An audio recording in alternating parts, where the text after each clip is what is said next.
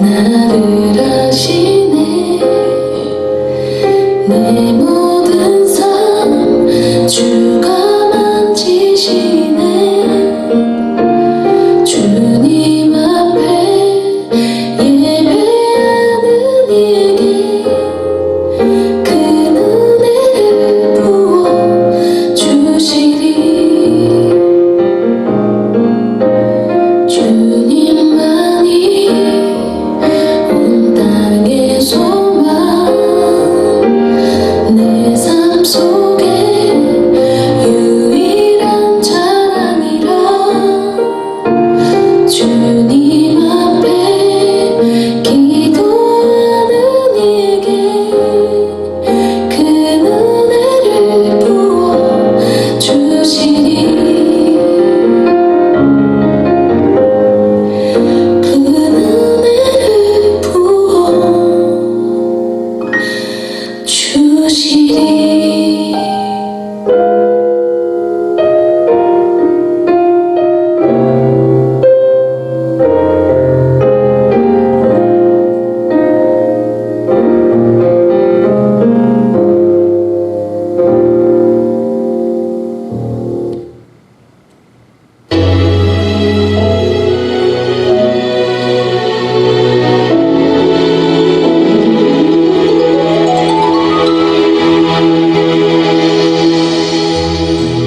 내게 주어진 삶이 한없이 버거워 또 의심하며 마음 흔들려도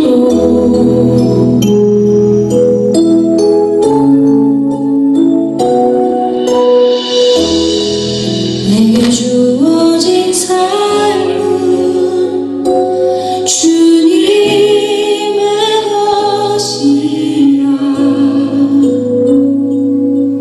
그 믿음으로 이 길을 걸으리.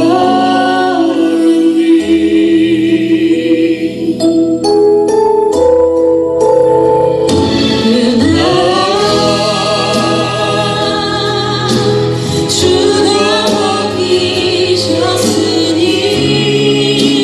바뀌셨으니 주 내게 말씀한 대로 순종하면 세상이 주를 보게 하리. 그 나라 주가 바뀌셨으니 부르신 자리 섬기며 주 거를 배우니. 주 곁에 설 때까지 내게 주어진 삶이 한없이 버거워 또 의심하며 마음 흔들려도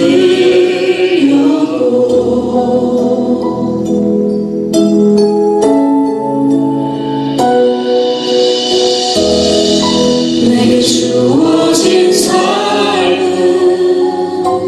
주님의 것이라.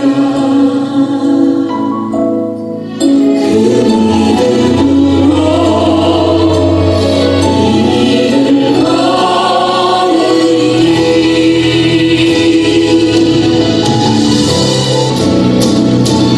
그 나라 주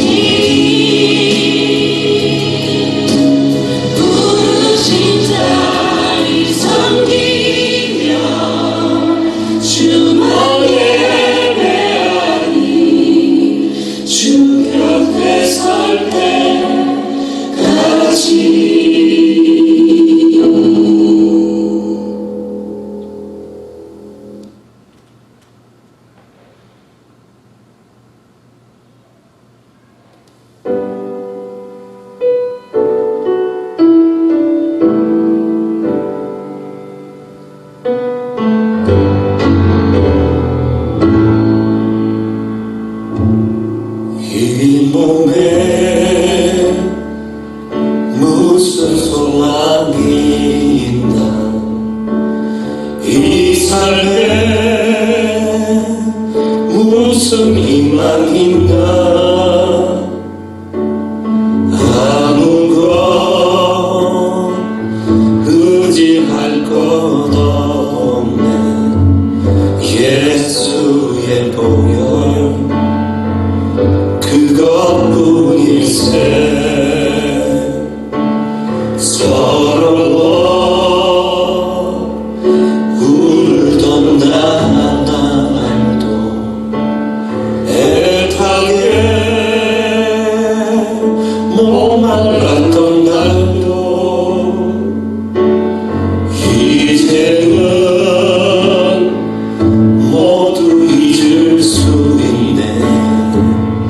예수의 보혈 그것뿐일세. 주의 보혈 주의 보혈 어린 양의 귀한 보혈 나의 죄 희게 하는 예수의 보혈 그것뿐일세.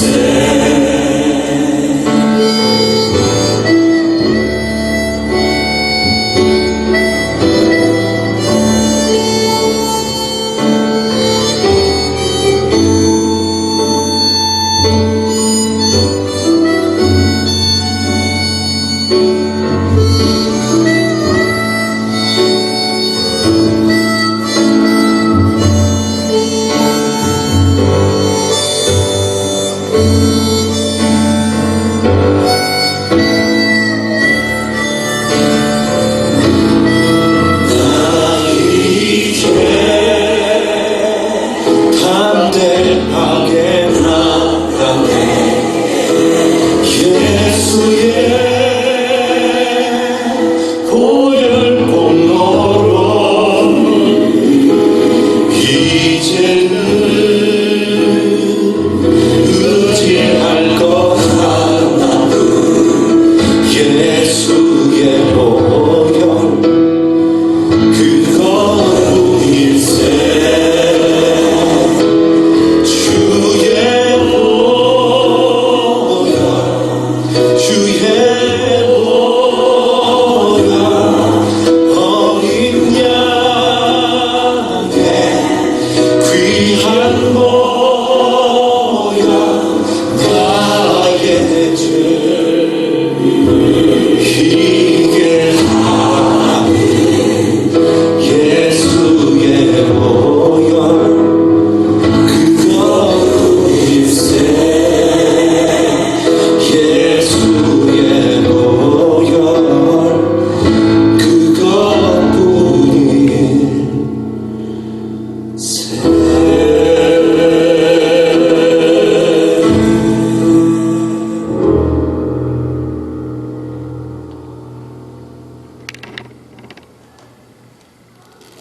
이 세상에 무엇을 의지하고 또 무엇을 가지고 희망을 삼을 수 있겠습니까?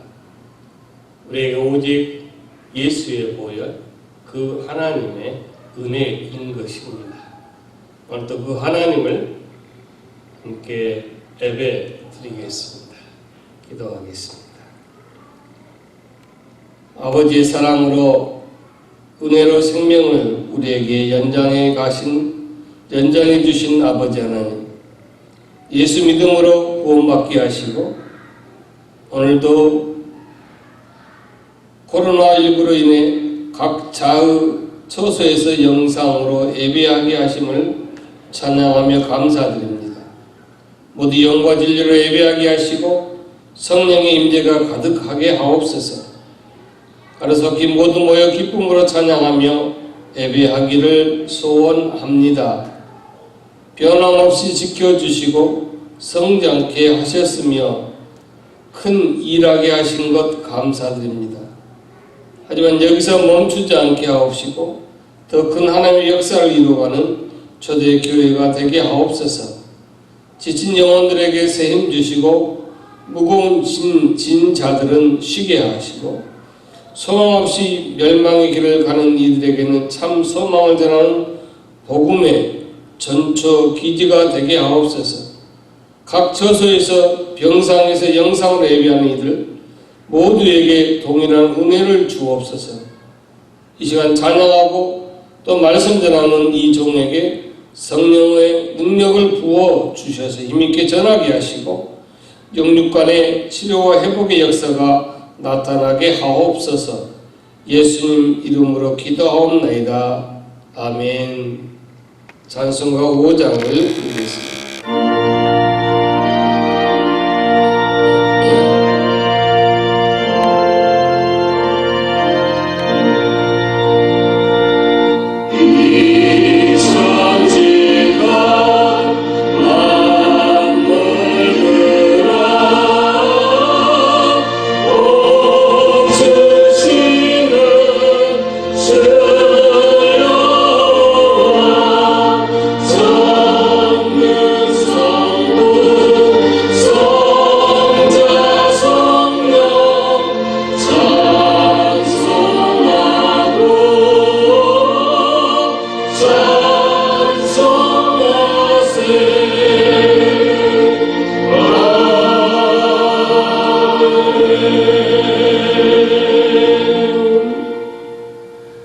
교동문 80번 고린도후서 4장을 함께 교도하시겠습니다. 우리가 이 보배를 질그릇에 갇혔으니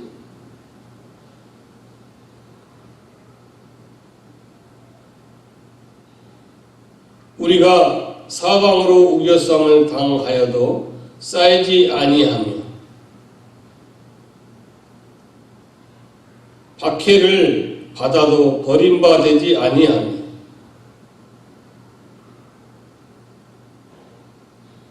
우리가 항상 예수의 죽음을 몸에 짊어지는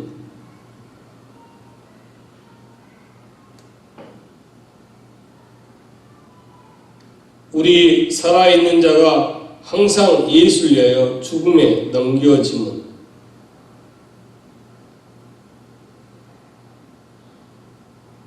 아멘. 다같이 우리의 신앙을 사도신경을 통하여 고백하시겠습니다. 나는 전능하신 아버지 하나님 천지의 창조주를 믿습니다. 나는 그의 유일하신 아들 우리 주 예수 그리스도를 믿습니다. 그는 성령으로 잉태되어 동령조 마리아에게서 나시고 본디오 빌라도에게 고난을 받아 십자가에 못 박혀 죽으시고 장사된 지 사흘 만에 죽은 자 가운데서 다시 살아나셨으며 하늘에 오르시어 전능하신 아버지 하나님 우편에 앉아 계시다가 거기로부터 살아있는 자와 죽은 자를 심판하러 오십니다. 나는 성령을 믿으며 거룩한 공교회와 성도 교제와 죄를 용서받는 것과 몸의 부활과 영생을 믿습니다. 아멘.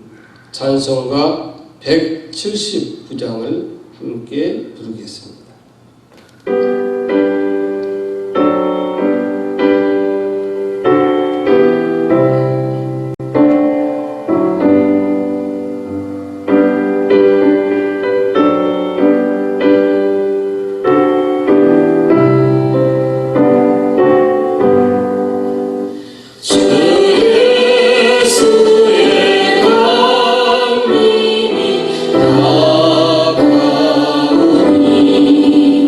주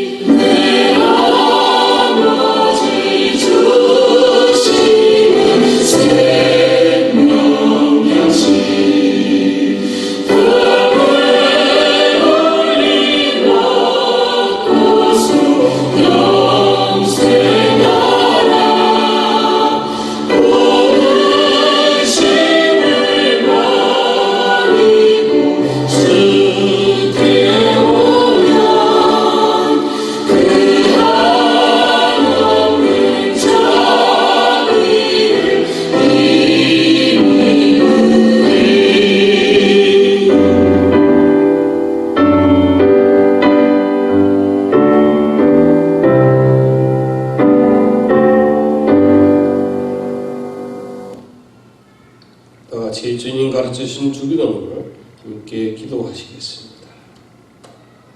하늘에 계신 우리 아버지, 아버지의 이름을 거룩하게 하시며 아버지의 나라가 오게 하시며 아버지의 뜻이 하늘에서와 같이 땅에서도 이루어지게 하소서. 오늘 우리에게 일용할 양식을 주시고 우리가 우리에게 잘못한 사람을 용서하여 준 것 같이 우리 죄를 용서하여 주시고 우리를 시험에 빠지지 않게 하시고 악에서 구하소서. 나라와 권능과 영광이 영원히 아버지의 것입니다. 아멘. 이 시간은 우리가 찬송가 633장을 부르신 다음에 준비하신 예물을 하나님께 드리고 이 찬송 부른 다음에 봉헌 기도를 함께 드리겠습니다. 찬송가 633장.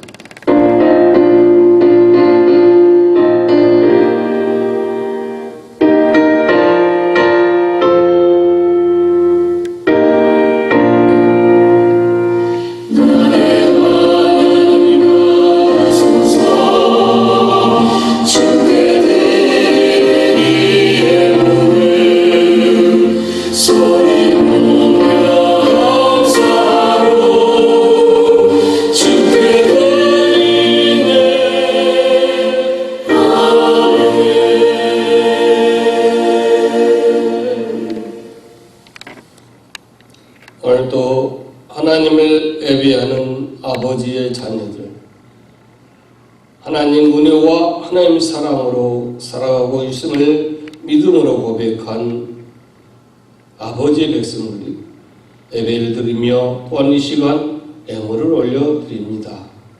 아버지의 것을 구분하였습니다. 봉사에 감사하였습니다. 성일 예물 드립니다.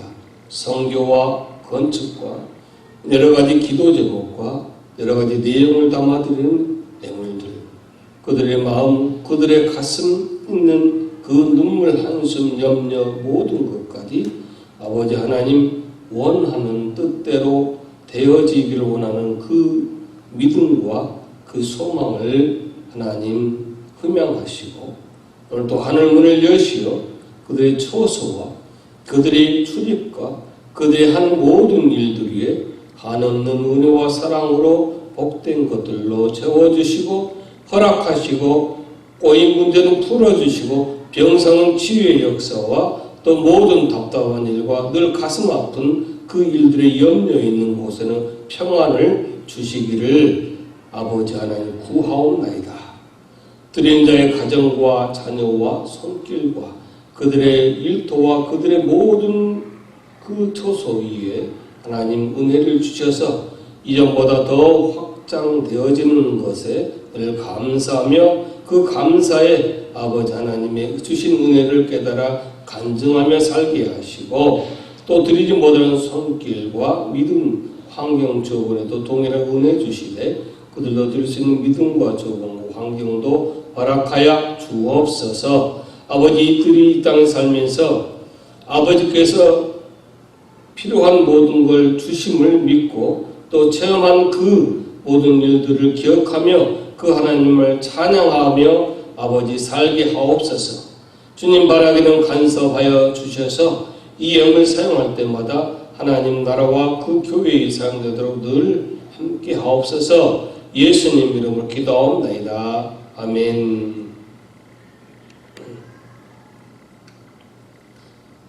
하나님의 말씀입니다. 하나님의 말씀 마태복음 25장 1절로 13절입니다. 1절로 13절. 하나님의 말씀을 봉독해 올립니다. 그때 천국은 마치 등을 들고 신랑을 맞으러 나간 10 처녀와 같다 하리니 그 중에 5은 미련하고 5은 슬기 있는 자라. 미련한 자들은 등을 가지되 기름을 가지지 아니하고 슬기 있는 자들은 그릇에 기름을 담아 등과 함께 가져갔더니 신랑이 더디 오므로 다 졸며 잘세.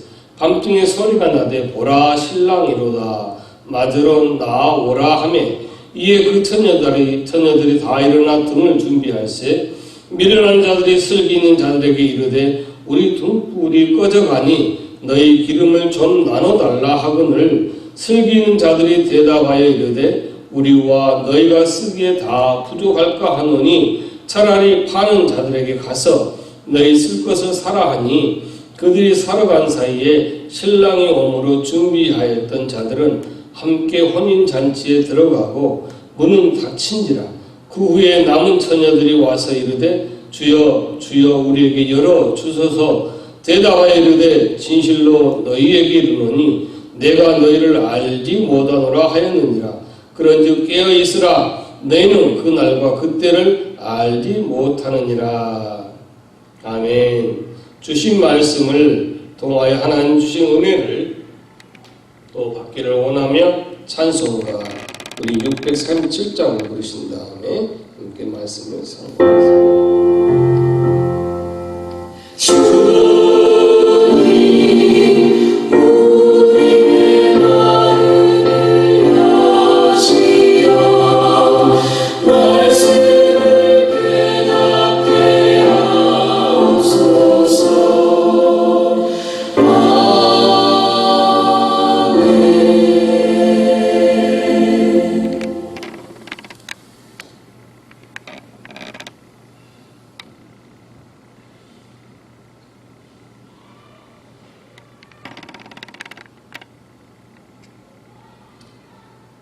세상이 코로나 바이러스와 또 예기치 않은 모든 사고와 사건들을 만날 때마다 말세지말이다.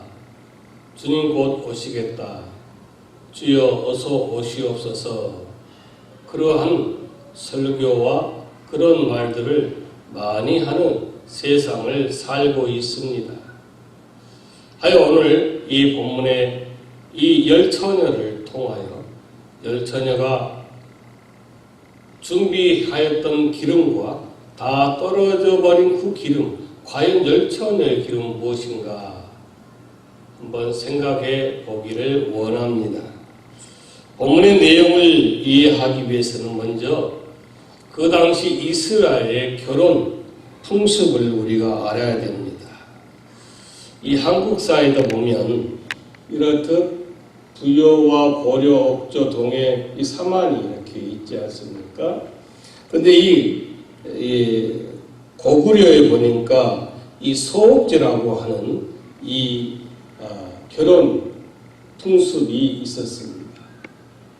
이 소옥제가 뭔가, 이 소옥제가 뭔가 하면 우리가 잘 아시지만 남자가 혼인한 후 일정 기간 처가에 가서 살다가 부인과 함께 남자 집으로 갔던 그런 제도였습니다. 또 이 옥저라고 하는 옥저라는 곳에서 이것은 뭔가 하면은 민면의리제라는 게 있었죠. 민면의리, 옥저에서. 이 민면의리제는 뭔가 하면은 여자가 그 민머리일 때, 즉 10살 때 아주 어린 나이에 남자 집에 가서 성장한 후에 거의 구워돼서 모든 걸 다 배우고 그렇게 하겠죠. 성장한 후에 남자가 그러한 그 애무를 치르고 혼인을 하는 제도였습니다. 이것이 바로 고구려와 옥조에서 있는 그러한 결혼 풍습이었습니다. 그럼 이스라엘에서는 뭐가 있었는고 하면은 이스라엘에서는 결혼 전에 정혼이라고 하는 것이 있었습니다. 이 정혼이라고 하는 것은 우리나라의 그 결혼 제도와는 완전히 다릅니다. 그것은 우리나라처럼 뭐 이렇게 약혼을 하거나 그런 제도와는 완전히 다른 개념이에요. 정혼을 하면 신랑과 신부가 같이 살지는 않지만 법적인 효력을 갖고 있는 결혼과 동등해요. 그래서 정혼한 후에 파혼을 하게 되면 이게 왜 약혼과 결혼이 다르다 그렇게 얘기하냐면 우리나라의 약혼은 뭐 파혼해도 그냥 파혼하는 거죠. 그러나 이스라엘 결혼 풍습은 정혼한 후에 파혼을 하게 되면 정식으로 이혼을 하게 되는 거예요. 그러니까 약혼하고 다른 거죠. 바로 이 마리아가 요셉과 정혼한 상태에서 예수님을 잉태했습니다. 자, 정혼한 다음에 신랑은 신부와 같이 살 집을 마련하고 또 준비를 합니다. 그리하여 집이 완성이 되면 신랑이 신부를 데려가는데 신랑 일행이 신부 집에 도착하면 결혼식이 그때에서 혼인의식이 시작이 되는 거예요. 뭐 지금 같으면 우리 결혼식은 어떻게 합니까? 청첩장에 몇 년 몇 월 며칠 어디에서 우리가 결혼식을 화촉을 밝힙니다. 그 청첩장을 보고 그 시간에 그 요일에 그 장소에 가면 그 예식에 참석할 수 있습니다만 이 이스라엘에서는 결혼 행렬이 보면 그때 모든 사람들이 저기 신랑이 온다 라고 그 신랑을 축복해 주었습니다. 그래서 신랑이 신부 집을 갈 때는 최단거리 지름길을 통해서 간 것이 아니라 중간에 있는 온 동네를 돌고 돌아서 그렇게 그 결혼 행렬을 지어서 갔다는 것입니다. 왜 그런가 하면 가능하면 많은 사람을 만나서 그렇게 결혼에 대한 축복을 받고 싶어서 그렇게 한 것입니다. 그렇게 하니까 그 신부는 신랑이 언제 도착할지 시간이 정해져 있지 않기 때문에 늘 신랑을 기다리고 있었다. 그리하여 오늘 본문도 그런즉 깨어있으라 그렇게 표현한 거죠. 신랑이 더디 온다는 거예요. 언제 올지 몰라요. 그런즉 깨어있은 너희는 그 날과 그 시를 알지 못하니라 라고 이렇게 끝을 맺고 있습니다. 그렇다고 해서 슬기 있는 다섯 처녀는 신랑이 올 때까지 냉수를 마셔가며 꽃이 펴가며 껌을 씹어가며 잠을 자지 않았기 때문에 잔치에 들어갈 수 있었다는 것이 아니에요. 또 미련한 처녀는 그냥 기다리다가 모르겠다. 일단 자자. 잠을 자다가 들어가지 못했다는 사실이 아니에요. 오늘 5절 말씀에 신랑이 더디 오므로 다 졸며 잘세 그랬잖아요. 잠이 든 것은 신랑이 더디 오매 졸고 잠을 잔 것은 미련한 다섯 처녀나 슬기로운 다섯 처녀나 다 똑같았어요. 신랑이 도착한 시간에는 다 같이 잠을 자고 있었느냐 하는 거예요. 잠을 자고 있었다는 거예요. 그러니까 지금 뭐냐면은 신랑이 올 때 잠을 자고 있었느냐 자지 않고 있었느냐 하는 것이 아니에요. 오늘 본문에 그런즉 깨어있으라 너희는 그날과 그 시를 알지 못한다 이 말과 같은 그 맥락이에요. 항상 깨어있으라. 요즘은 잘 모르겠으나 저희 때는 갑자기 교육부 선생이 들어와가지고 주임 선생, 지도교 선생이 들어와가지고 전부 책가방 책상에 올려놓고 바닥에 주저앉게 합니다. 그렇게 해가지고 그때부터 선생님이 가방을 조사합니다. 그러면 그 안에 만화도 나오고 성냥도 나오고 또 뭐 담배도 나오고 또 성인 잡지도 나오고 그래요. 그래서 그거를 이렇게 발각하기 위해서 그렇게 검사를 종종 했습니다. 그럼 여러분 그 검사에 안 걸리려면 어떻게 할까요? 선생님한테 정보를 잘 얻어가지고 선생님이 올 때 되면 그 가방에서 그걸 빼내는 것이 안 걸릴까요? 그것을 안 걸리게 하는 방법은 딱 한 가지 있어요. 책가방 안에는 만화나 성인 잡지나 성냥이나 담배나 이런 것들을 담고 있지 않은 모범 학생이 되는 거예요.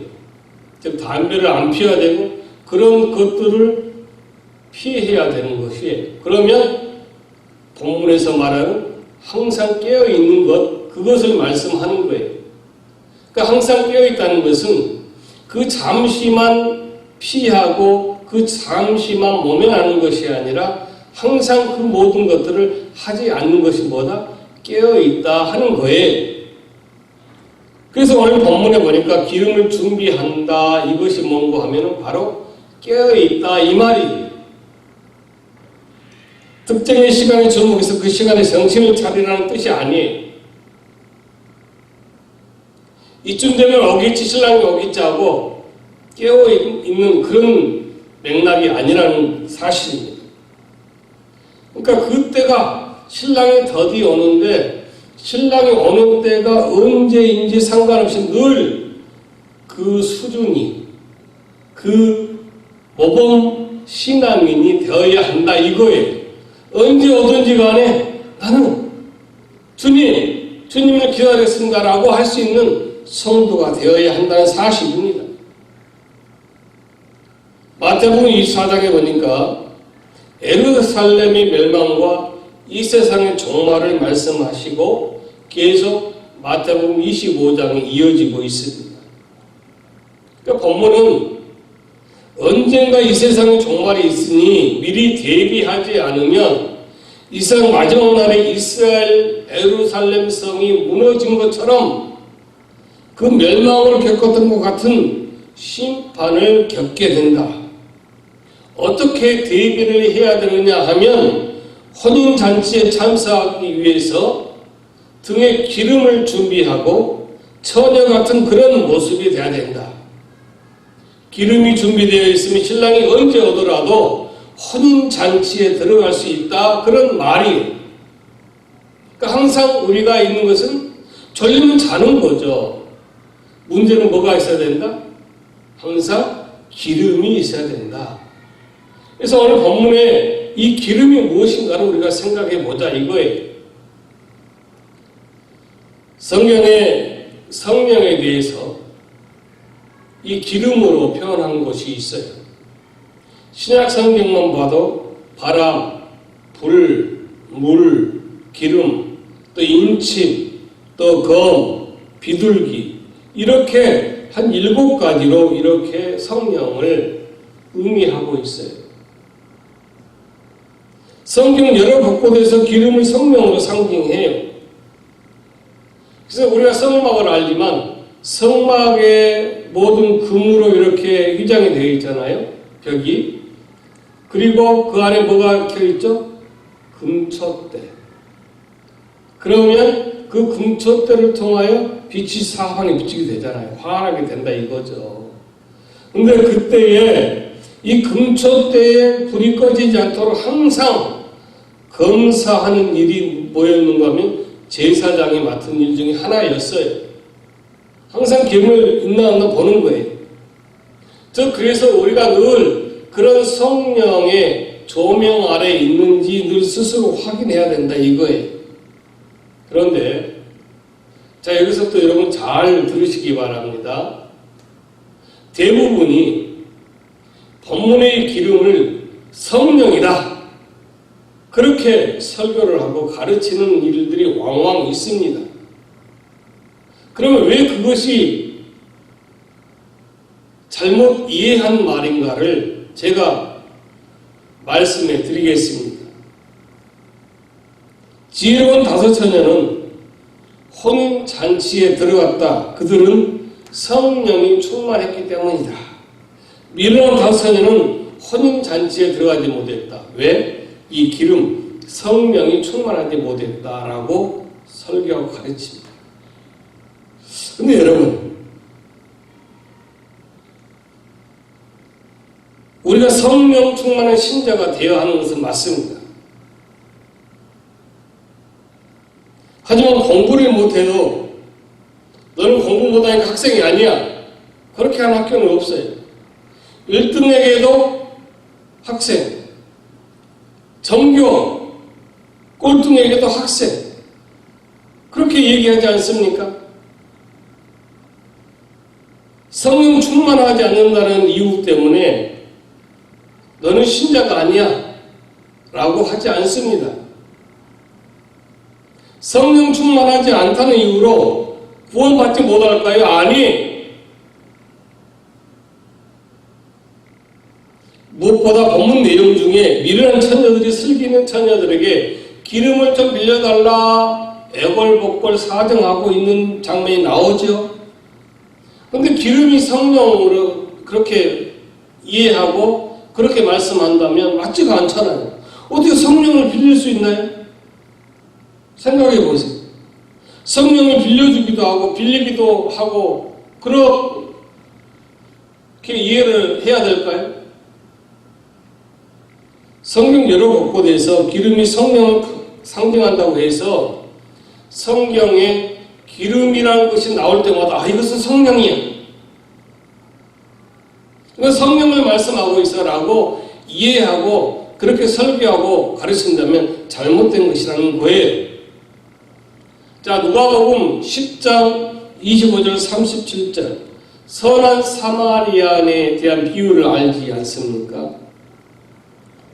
근데 그 사마리아인이 강도 맞는 사람을 치료해 주잖아요. 근데 그 강도 맞는 사람의 상처에 뭐를? 기름과 포도주를 발라주었습니다. 그때 그 기름이 성령이면 포도주는 무엇일까요? 누가복음 16장에 보면 불의한 청지기 비유가 나오죠. 어떤 청지기가 있었어요. 그 청지기는 주인의 재물을 잘 이렇게 살림하고 이렇게 케어하는 것이 아니라 아주 재물을 허비하는 옳지 못한 청지기였잖아요. 그래서 들어 이 주인이 그 청지기의 말을 들었어요. 그 행치를 알고 장부를 다 가져오게 했습니다. 야, 너 청지기로 수고가 많지? 그 장부를 다 가져오렴. 근데 주인이 이 장부를 보기만 하면 이제 그 청지기는 청지기 자리에 쫓겨날 그런 판이었잖아요. 그래서 한 가지 꾀를 내는 게 뭔가 하면은 묘책이 주인에게 빚진 사람들 다 탕감해 주거나 감해 주었습니다. 그렇잖아요. 기름 100마를 빚진 사람은 기름 50말로 고쳐주었어요. 밀 100석을 빚진 사람은 밀 80석, 70석으로 고쳐주었잖아요. 그렇게 하면은 내가 설상가상 주인에게 직장을 잃는다 해도 이 사람들이 내가 그렇게 해준 은혜를 입었기 때문에 나를 대접해 줄 것이다. 이러한 생각 때문에 그랬습니다. 그러면 이 비유 중에 기름 100마를 빚진 사람이 나오는데 이때 기름도 성령일까요? 성령이 빚을 졌어요? 좀 이해가 되십니까? 그러니까 무조건 기름이 나오면 성령이라고 하지 말자 이거예요. 그 상황과 그 현 본문, 그 후를 전부 다 생각해 봐야 돼요. 이단들의 특성이 뭐예요? 그 성경 한 구절 가지고 그 모든 것을 다 고쳐버리잖아요. 본문에 혼인잔치에 참여하지 못하는 이 얘기는 구원을 얻었느냐 얻지 못하느냐에 대한 그런 해당 얘기가 아니에요. 신앙 열심이나 수준, 형태에 대한 그런 얘기가 아니라 신앙의 본질, 신앙의 유무에 대한 그런 말씀인 것입니다. 18세기 중국의 대각성 운동을 일으킨 조지 휘필드라는 부흥 강사가 오늘 그 본문을 놓고 문이 닫히면 그런 제목으로 설교를 하고 있었습니다. 여러분, 신랑이 오면 문이 닫힙니다. 여러분, 더 이상의 기회가 없습니다. 기름을 준비 못한 사람 다 바깥에서 문을 두드리고 있을 겁니다. 여러분 어떻게 하시겠습니까? 이렇게 하고 조지 필드가 막 그냥 설교를 막 하고 있으니까 어떤 청년이, 앞자리에 있는 청년이 고개를 저으면서 옆에 친구에게 얘기를 한 거를 들었어요. 무슨 얘기를 했냐 하면은, 에이, 문이 닫히거나 말거나 그게 무슨 상관이야. 그 문이 닫히면 한쪽 문이 열리겠지. 그렇게 얘기하는 것을 이 조지 휘필드가 들었어요. 그리고 계속 설교를 합니다. 맞습니다. 한쪽 문이 닫히면 한쪽 문이 열립니다. 분명히 한쪽 문은 닫히고 한쪽 문이 열릴 것입니다. 그런데 그 문이 어떤 문인지 아십니까, 여러분? 그 그 문은 무저갱으로 연결된 지옥의 문입니다. 그 지옥의 문으로 들어가서 영영 형벌을 받게 될 것입니다. 그 문으로 들어서는 순간 당신은 영혼과 더불어 문영혼과 더불어서 절교하게 될 것, 평생 영원히 절교하게 될 것입니다. 이렇게 설교를 들으면 사람들은 그러니까 예수를 믿으라는 얘기로구나 이렇게 생각을 할 거예요. 물론 맞습니다. 우리는 당연히 예수를 믿어야 됩니다. 그러면 여러분 예수를 믿는다는 것은 무슨 뜻입니까? 스스로 한번 생각해 보십시오. 이 시간에 여러분 누군가가 집사님 아니면 자매님 예수를 믿지 않는 불신자가 예수를 믿는 게 뭐야? 그렇게 물어보면 여러분 뭐라고 대답하시겠습니까? 예수를 믿는 것이 무엇일까요?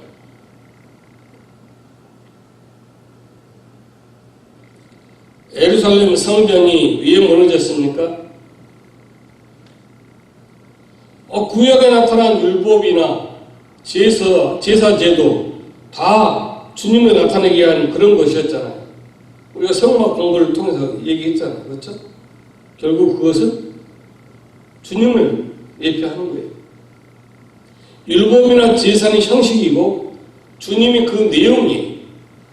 그런데 이스라엘은 주님은 부인한 채 율법과 제사 제도에만 매달렸어요. 그리고 자기 할 일 다 했다. 우리가 하나님을 언제 예배하지 않았습니까? 우리가 언제 하나님을 제사하지 않았습니까? 라고 그렇게 얘기했습니다. 맞습니다. 형식적으로 다 했습니다. 형식적으로 다 갖췄습니다. 그러나 내용은 없었습니다. 오늘 본문에 나오는 그 표현을 빌려서 말씀드리면 등은 있었지만 그 기름이 없었다 이거예요. 결국 오늘 본문은 예수를 믿어야 한다. 예수를 믿어야 구원을 얻고 믿지 않으면 구원을 얻지 못한다는 사실을 교훈하고자 하는 그런 내용이 아니에요. 그럼 뭔가 하면 예수가 우리 신앙의 본질이라는 사실을 말하고 있습니다. 우리 신앙의 본질이 번드러만 등이면 다 되는 것이 아니라 그 등을 밝히게 하는 기름, 예수라는 그 본질이, 신앙의 본질이 우리에게 있어야 된다. 이것을 말씀하고 있는 거예요. 예수 믿는 사람을 이미 예수 믿고 있는 사람들한테 모아놓고 여러분 예수 믿으세요. 구원 얻습니다라고 말하는 것은 의미가 없어요. 늘 말씀드리지만 성경은 불신자를 위한 책이 아니라 신자들을 위한 책인 것입니다. 물론 우리가 어디 호텔이나 어떤 임이나 이런 데를 가도 지금도 그런 곳이 있는지 모르겠지만 항상 그곳에 보면 서랍 안에 성경 홀리 바이블이 있잖아요. 그 성경을 통해서 예수를 만날 수도 있습니다.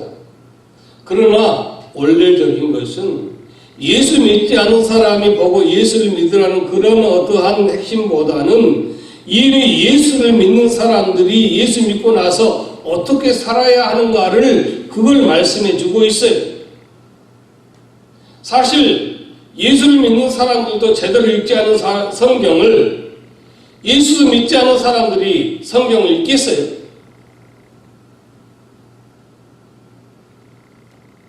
신자들에게 신앙은 이런 것이다. 잘 읽어보고 신앙생활을 제대로 해라. 그런 의미로 주어진 책이에요. 오늘 본문도 마찬가지예요. 어차피 오늘 본문으로 설교를 들은 사람은 전부 다 예수를 믿는 사람들이 있지 않겠어요? 등잔에 기름이 있어야 신랑과 더불어 혼인잔치에 참여할 수 있어요. 우리는 전부 예수를 믿어야 합니다. 예수를 믿어야 구원 얻습니다라고 하는 것이 어딘가에 좀 어색하지 않습니까? 등만 있으면 안 된다. 기름이 있어야 된다. 예수가 곧 우리의 신앙의 본질이라는 사실을 우리는 성경 어디에서 찾아볼 수 있는가 하면은 요한복음 15장 포도나무와 가지, 그것을 우리가 설명해 볼 수 있어요.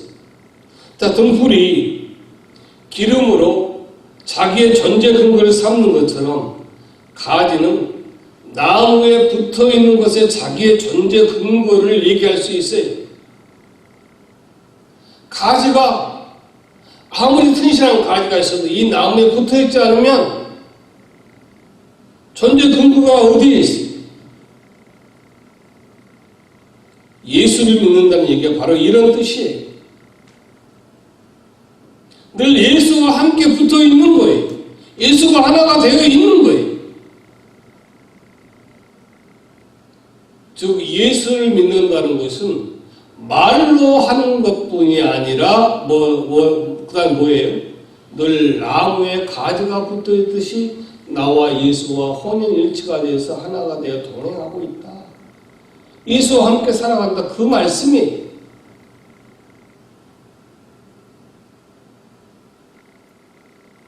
예수에 대해서, 교회에 대해서 우호적인 감정을 갖고 있는 사람들이 예수를 믿는 사람이 아니에요. 우리 형제가 목사야. 우리 아버지가 장로님. 우리 노는 권사님이시고. 이런 것이 예수를 믿는 것 아니에요. 나는 하나님을, 내가 교회는 안 가지만 내 마음속으로 하나님 믿고 있지. 하나님 나 좋게 생각하고 있어. 나 하나님 나 싫어하지 않지. 라고 하는 것이 예수 믿는 것 아니에요.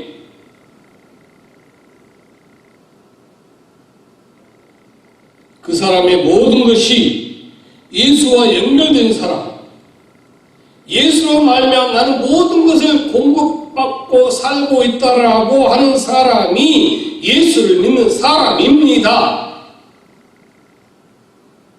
그래서 나는 하나님부터 모든 것을 공급받아야만 살 수 있고 공급받고 살아왔고 살고 있고 또 살아갈 것이다라는 확신이 있는 사람은 염려, 불안, 근심이 조금 한 며칠, 한 시간, 하루 정도 있다 좀 치더라도 그 다음에 다시 회복하고 확신을 갖고 다시 하나님을 찬양하게 되는 거예요. 이게 바로 뭐다? 예수 믿는 거예요.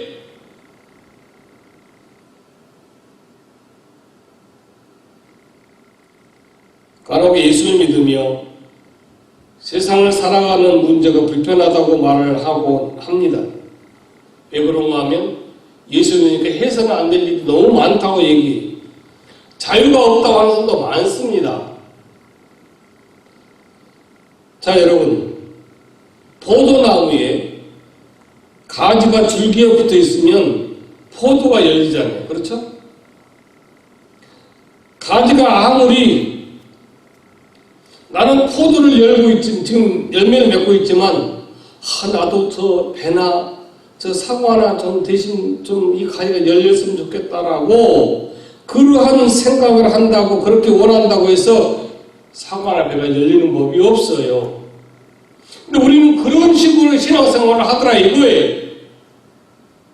나는 예수와 함께 붙어 있습니다. 나는 예수는 포도나무 가지, 나는 포도 열매를 맺고 있습니다라고 이 포도 열매에 만족하지 않고 나에게도 사과를 달게 해주고 나에게도 배를 열리게 해주고 나에게도 어떤 열매를 맺게 해주세요라고 기도하고 그것을 바라고 있어요.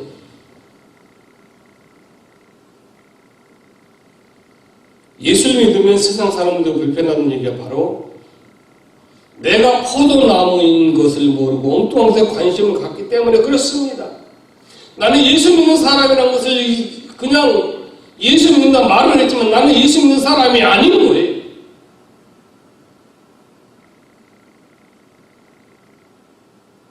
여러분은 그런 경우가 없었습니까?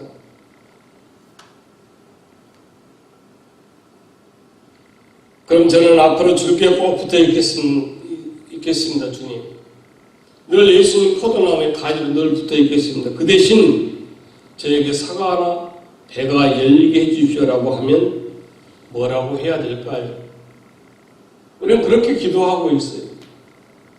그렇게 바라고 있어요. 내가 포도나무에 가지로 붙어 있어도 그게 달려진 꽃과 그 달려있는 열매와 그런 모든 것에 감사하지 못하고 찬양하지 모든 것을 그렇게 하지 못하고 나에게 상아도 열리게 해주고 배도 열리게 해주고 해달라고 그렇게 기도하고 원하고 있다는 거예요. 여러분, 갈라디아 2장 20절, 내가 그리스도와 함께 십자가에 못 박혔나 이제부터 내가 산 것 아니라 내 안에 예수 그리스도가 사신 것이라. 알아시죠? 나를 사랑하사 날려야 장명을 버리신 하나님의 아들을 믿는 믿음 안에서 사는 자이다. 종종 우리가 이 갈라디아 2장 20절의 삶을 살 것을 고면하고 말을 하면 나는 아직 그 정도는 안 돼요.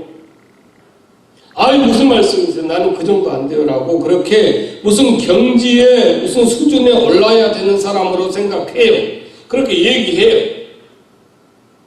이 시간에 다시 한번 여러분 기억하시기 바랍니다. 갈라디아 2장 20절은 신앙의 수준이 높아지거나 신앙의 경지에 오르라고 얘기한 것이 아니에요.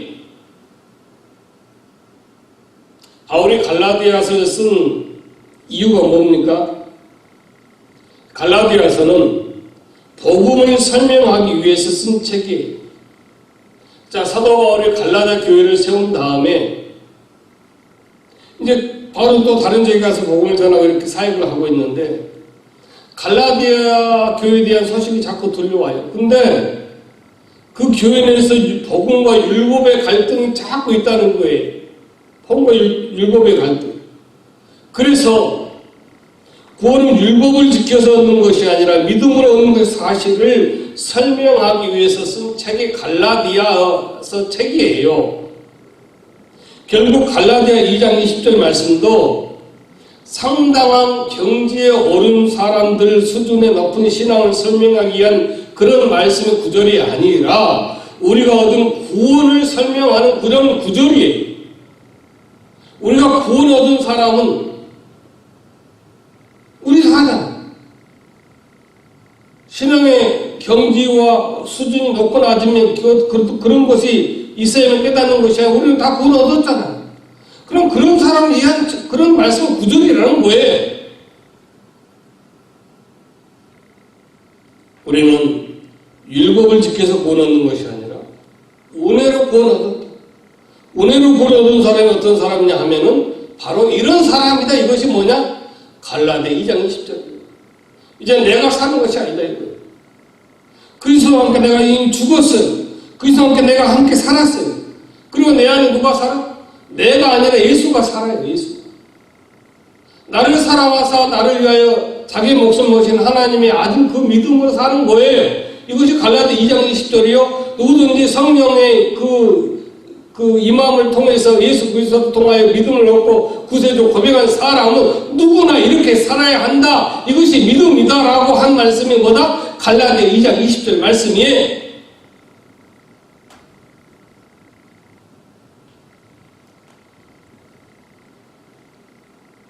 우리는 갈라디아 2장 20절 말씀을 보면서 어떻게 예수님에 대해 이 정도 순위 될까라고 감탄하고 걱정하고 고민해야 될 사람들이 아니에요. 우리가 이런 사람이야. 내가 이런 사람이야 라고 다시 한번 확인해야 되는 말씀이 갈라디아 2장 20절 말씀이라는 사실을 여러분 꼭 기억하시기 바랍니다. 그거예요. 우리 중에 보면 종종 들을 수 있는 표현 중에 주님의 일을 한다 그렇게 표현하잖아요. 자, 주님이 우리 옆에 계십니까? 우리 안에 계십니까? 한번 여러분 찾아보세요. 옆에 계세요? 아니면 안에 계십니까? 주님이 우리 옆에 계시면 우리는 주님의 일을 하는 사람이 맞습니다. 하지만 주님이 우리 안에 계시면 우리는 우리가 주님의 일을 하는 것이 아니라 우리 안에 계신 주님이 우리를 통해서 주님의 일을 하시는 거예요.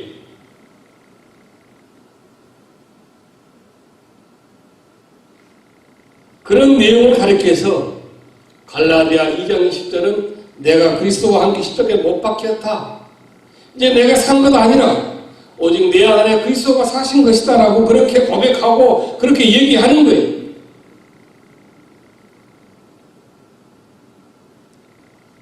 오늘 본문에서 등에 기름이 준비되었다고 합니다.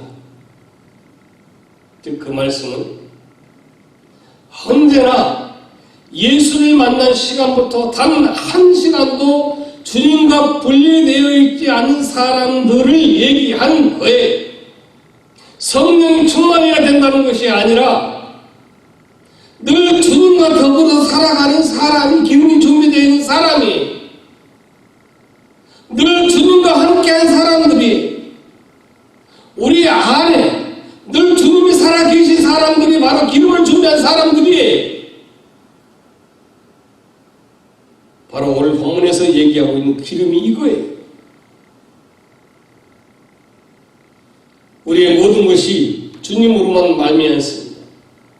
내 살고 죽는 이 모든 것이 다 하나님으로 인하여 시작되고 끝이 나고, 또 내가 살 수 있는 모든 것을 공급받고 내가 일할 수 있는 모든 것이 하나님으로부터 온 것이다라고 고백하는 그 믿음, 그것이 뭐다? 기름이. 미련한 처녀는 구원에 참여하지 못한 외식하는 교인들의 불행을 비유하고 있어요.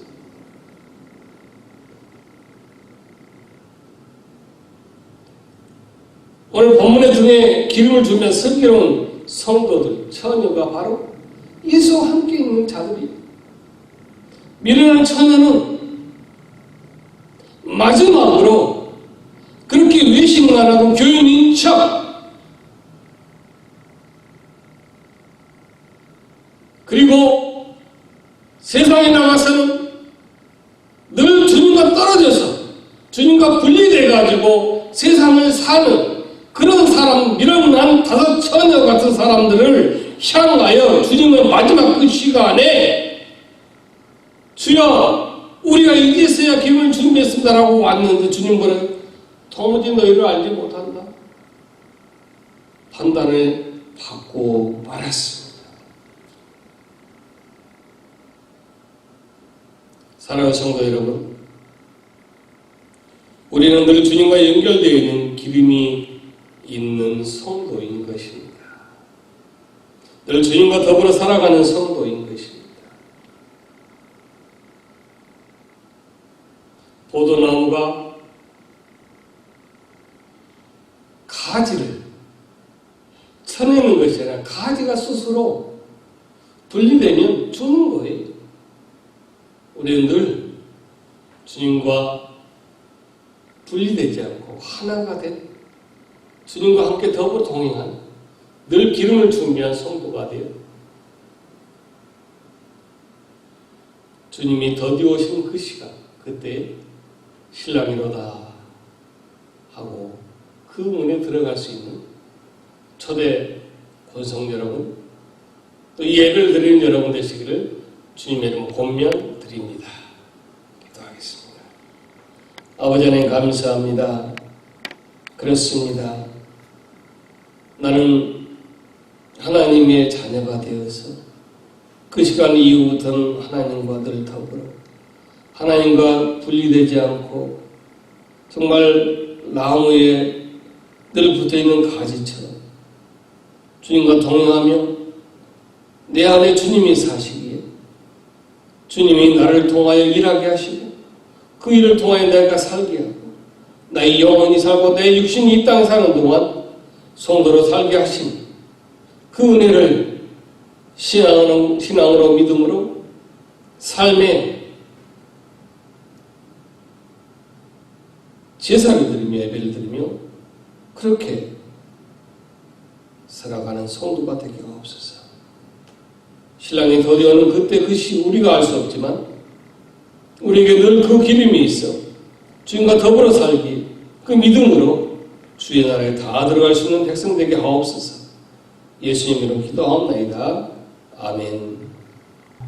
다 같이 우리 주기도문 찬송을 부르겠습니다.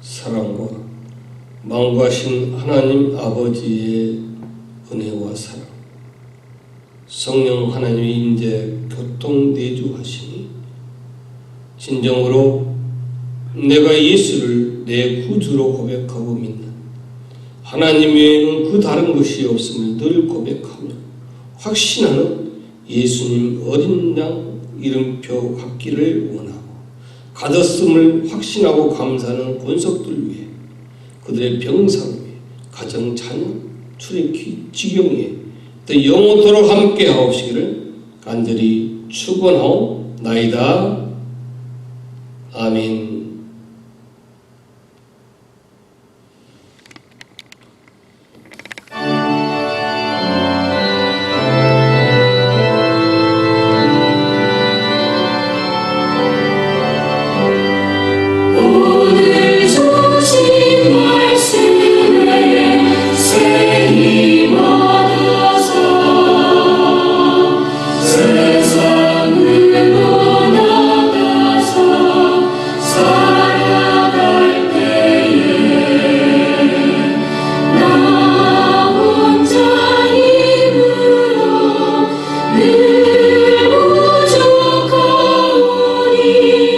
주여 나를 도우사